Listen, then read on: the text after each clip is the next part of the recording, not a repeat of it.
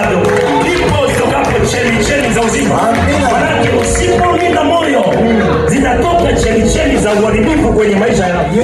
Usipoenda kuchunga moyo wako yanatoka magomvi kwenye moyo wako. Usipoweza kulinda moyo wako yanatokea mafarakano kwenye moyo wako. Usipoweza kulinda moyo wako yanatokea matusi kwenye moyo wako.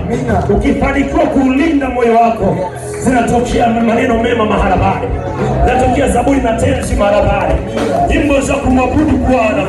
Taramanto majibre hetea katika akiba nzuri ya moyo ulio safi.